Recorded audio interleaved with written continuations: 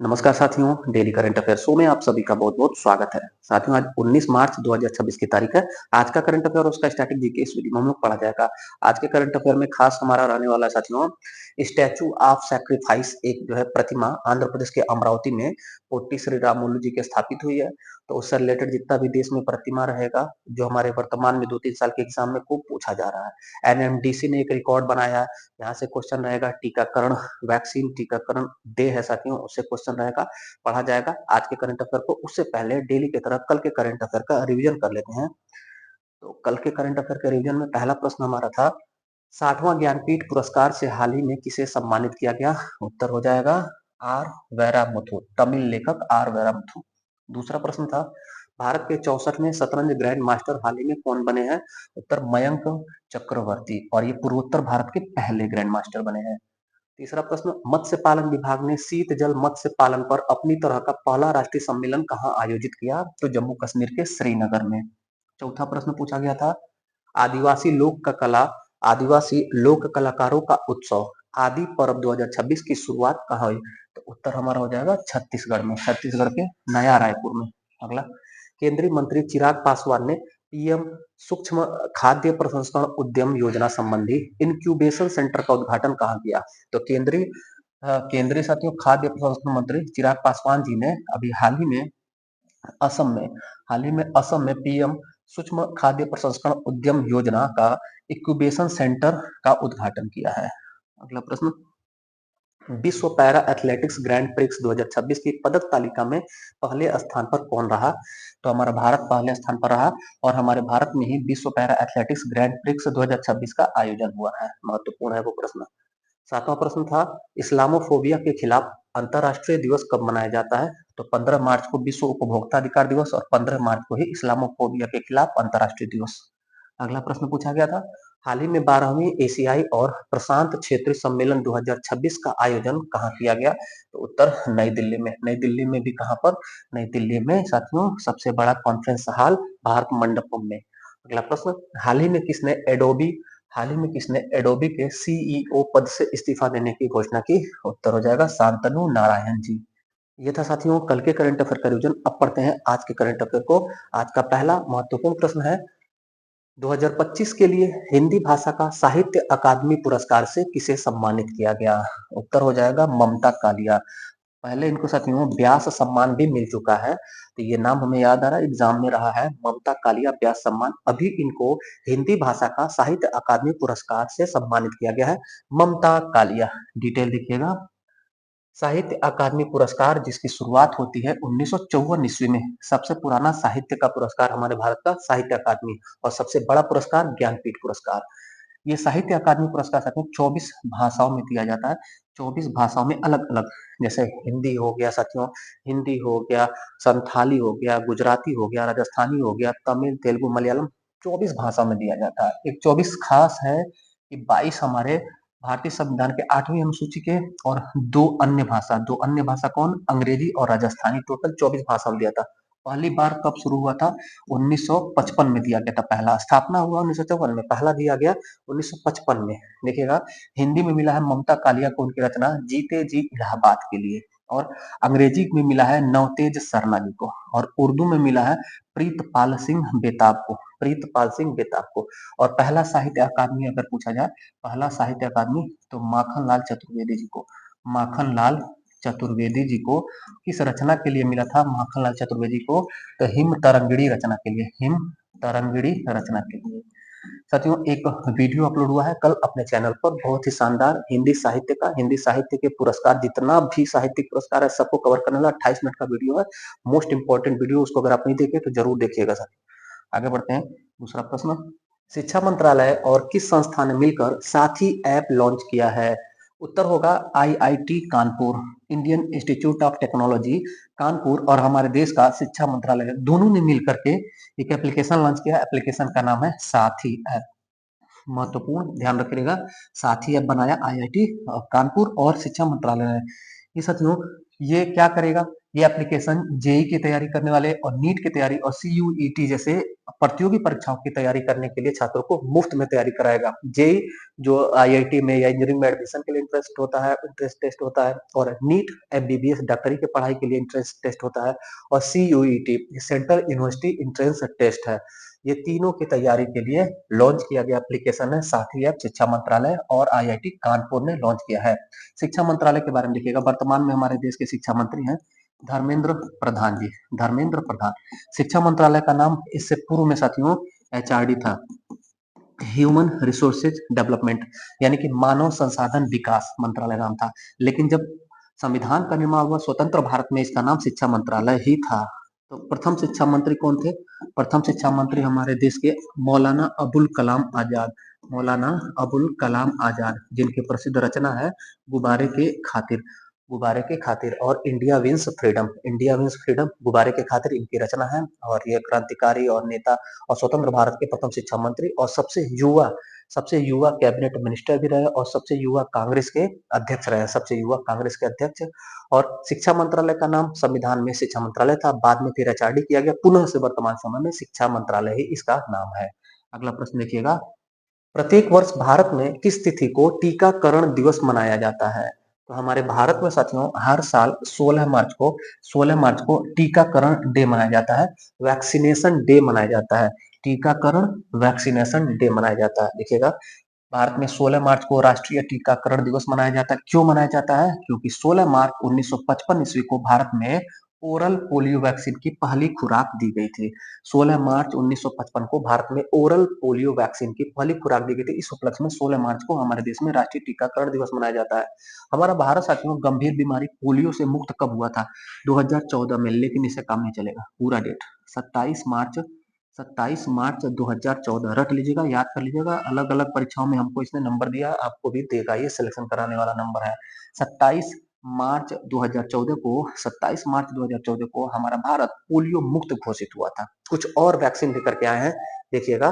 TB का vaccine है, BCG नाम है इसका। इसको बनाया था अल्बर्ट कैलमेट और कैमिली गुएरिन ने। इसके अलावा साथियों पोलियो का वैक्सीन बनाया था जॉन साल्क ने। लेकिन फिर जो मुंह में लेने वाला ओरल हो गया, उसको बनाया था अल्बर्ट साल्विन ने। अल्बर्ट साल्विन ओरल पोलियो का वैक्सीन बनाया, और पहला वैक्सीन पोलियो का जॉन साल्क ने बनाया था। अच्छा, अगर टीका का बात करें, वैक्सीन का बात करें, तो दुनिया में पहला टीका या वैक्सीन बनाया था एडवर्ड जेनर ने। किस चीज का बनाया था? तो चेचक का बनाया था, जिसे स्मॉल पॉक्स भी कहते हैं। ये किससे बनाया था? तो इन्होंने देखा था कि जो काऊ पॉक्स से पीड़ित पेशेंट थे, उनका जो रिकवरी होता था, उसके अंदर जो प्रतिरोधक क्षमता होती थी, उसी प्रतिरोधक क्षमता से इन्होंने स्मॉल पॉक्स के टीका को बनाया था एडवर्ड जेनर ने। एडवर्ड जेनर पहला टीका दुनिया में बनाया था, किस चीज का? स्मॉल पॉक्स या चेचक का। चौथा प्रश्न देखिएगा, संगीत कला निधि पुरस्कार के लिए हाल ही में किसे चुना गया? संगीत कला निधि पुरस्कार यह अभी हाल ही में जयंती कुमारेश जी को प्रदान किया गया। देखिएगा, जयंती कुमारेश संगीत कला निधि पुरस्कार, ये साथियों तमिलनाडु के द्वारा दिया जाता है। मद्रास मद्रास संगीत अकादमी, मद्रास मद्रास संगीत अकादमी चेन्नई के द्वारा दिया जाता है। और प्रसिद्ध वीणा वादक जयंती कुमारेश जी को 2026 का संगीत कला निधि पुरस्कार दिया गया। ये साथियों ये पुरस्कार तमिलनाडु, मद्रास, चेन्नई से दिया जाता है, लेकिन कर्नाटक संगीत के क्षेत्र में योगदान देने वाला यह सर्वोच्च सम्मान है। कर्नाटक संगीत में योगदान देने के लिए यह दिया जाता है, लेकिन तमिलनाडु, मद्रास से दिया जाता है, ध्यान रखिएगा। आगे बढ़ते हैं। एटीएमए का अध्यक्ष हाल ही में किसे चुना गया? एटीएमए का अध्यक्ष अभी हाल ही में साथियों, अभी हाल ही में अरुण मम्मेन जी को नियुक्त किया गया। अरुण मम्मेन जी, एटीएमए ऑर्गेनाइजेशन का अध्यक्ष, एटीएमए का अध्यक्ष अरुण मम्मेन जी को नियुक्त किया गया है। क्या एटीएमए? तो देखिएगा, एटीएमए का फुल फॉर्म है ऑटोमेटिव टायर मैन्युफैक्चरर्स एसोसिएशन। एक ट्रेड यूनियन है साथियों, automotive tyre manufacturers association. Arun Mammen ji को आत्मा का एटीएमए का अध्यक्ष पुनः से चुना गया है। पूर्व में भी यह थे, पुनः से इनका चुनाव हुआ है। इस संगठन के बारे में देखें, एसोसिएशन के बारे में, 1975 में इसका गठन हुआ था। इसका मुख्यालय नई दिल्ली में है। यह भारत का टायर उद्योग का प्रमुख प्रतिनिधि मंडल है। टायर का एक रबर का कंपनी याद रखिएगा, MRF, Madras rubber factory. Madras rubber factory Bharat की सबसे पुरानी रबर फैक्ट्री है साथियों। अगला प्रश्न, इंडियन वेल्स में बीएनपी परिपास ओपन में पुरुष एकल का खिताब किसने जीता है? तो अमेरिका में एक क्षेत्र है इंडियन वेल्स। अमेरिका के इंडियन वेल्स में बीएनबी परिपास ओपन टेनिस टूर्नामेंट का आयोजन हुआ है। वहां पर पुरुष एकल में जेनिक सिनर ने इस टूर्नामेंट को जीत लिया है। देखिएगा, जेनिक सिनर। इंडियन वेल्स कहाँ पर ये हुआ है? तो अमेरिका में कैलिफोर्निया में इंडियन वेल्स जगह है, वहां पर बीएनपी पारिपास ओपन 2026 किस खेल से संबंधित है? खिलाड़ी के नाम से समझ गए होंगे, नहीं तो ध्यान दीजिएगा। टेनिस। जेनिक सिनर किस देश के हैं? इटली के हैं। इन्होंने पुरुष एकल जीता। किसको हराया? डेनियल मेदवेदेव को, जो रूस से थे। महिला एकल किसने जीता बीएनबी पारिपास में? तो आर्याना साबालेंका, जो बेलारूस की है, इन्होंने जीता। फाइनल में किसको हराया? एलिना रिबानिका को, जो कजाकिस्तान देश की है। अगला प्रश्न देखिएगा। अगला प्रश्न, पंचू डोल उत्सव 2026 का आयोजन हाल ही में कहाँ किया गया? पंचू डोल उत्सव हर साल उड़ीसा राज्य में मनाया जाता है। पंचू डोल उड़ीसा में। और जगन्नाथ रथ यात्रा, बाली यात्रा, धन्नु यात्रा, ये भी उड़ीसा के महोत्सव और उत्सव हैं। डिटेल देखिएगा। पंचू डोला उत्सव उड़ीसा का एक प्रसिद्ध धार्मिक और सांस्कृतिक पर्व है। यह किस देवता के सम्मान में मनाया जाता है? तो भगवान कृष्ण और राधा की भक्ति से जुड़ा हुआ है। पंचू डोला उड़ीसा, भगवान कृष्ण और राधा की भक्ति से जुड़ा। अगला प्रश्न, एक ही वित्तीय वर्ष में 50 मिलियन टन लौह अयस्क का उत्पादन करने वाली भारत की पहली खनन कंपनी कौन सी बनी है? तो हमारे भारत की फेमस खनन कंपनी है एनएमडीसी। इसके बारे में आप ध्यान रखिएगा, इसका स्टैटिक जीके भी करेंगे। पहले तो आप याद करिए, एनएमडीसी ने एक ही वित्तीय वर्ष में 50 मिलियन टन लौह अयस्क का उत्पादन किया है और ये रिकॉर्ड बनाया है एनएमडीसी ने। एनएमडीसी का पूरा स्टैटिक जीके थोड़ा सा और बड़ा कर देते हैं, थोड़ा सा और बड़ा करके तब देखिएगा। एनएमडीसी एनएमडीसी देख सकते हो, यह एनएमडीसी के अध्यक्ष और प्रबंध निदेशक हैं, सीएमडी हैं अमिताभ मुखर्जी साहब, अमिताभ मुखर्जी। इसकी स्थापना हुई थी 15 नवंबर सन 1958 ईस्वी को। इसका मुख्यालय है तेलंगाना के हैदराबाद में। और यह किस मिनिस्ट्री के अंतर्गत आता है? तो इस्पात मिनिस्ट्री के अंतर्गत आता है, स्टील मिनिस्ट्री के अंतर्गत आता है। और यह साथियों एक सार्वजनिक क्षेत्र का उपक्रम है, सार्वजनिक क्षेत्र का उपक्रम है। और नवरत्न कंपनी साथियों, यह नवरत्न कंपनी है, ध्यान दीजिएगा इसको भी। सार्वजनिक क्षेत्र की कंपनी है, नवरत्न कंपनी है। और इसका व्यवसाय क्या है? यह भारत की सबसे बड़ी और जिम्मेदार लौह अयस्क उत्पादक कंपनी है। ये साथ ही साथ हीरा का भी खनन करती है। एनएमडीसी भारत में हीरे का एकमात्र संगठित उत्पादक है, जो मध्य प्रदेश में पन्ना क्षेत्र है, वहां पर मझगांव खदान स्थित है, वहां का संचालन करती है। मध्य प्रदेश का पन्ना हीरा के लिए फेमस है। पन्ना में भी कौन सा खदान है? मझगांव खदान। मझगांव खदान, इसका संचालन एनएमडीसी ही करती है। इसके और प्रमुख खदान क्या है?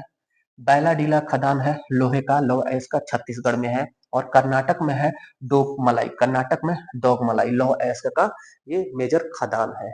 आगे देखिएगा अगला प्रश्न, एमपी बिरला मेमोरियल अवार्ड 2026 से किसे सम्मानित किया गया है? उत्तर हो जाएगा यशवंत गुप्ता। यशवंत गुप्ता जी को अभी हाल ही में एमपी बिरला मेमोरियल अवार्ड 2026 से सम्मानित किया गया। अवार्ड वाला क्वेश्चन है, देखिएगा।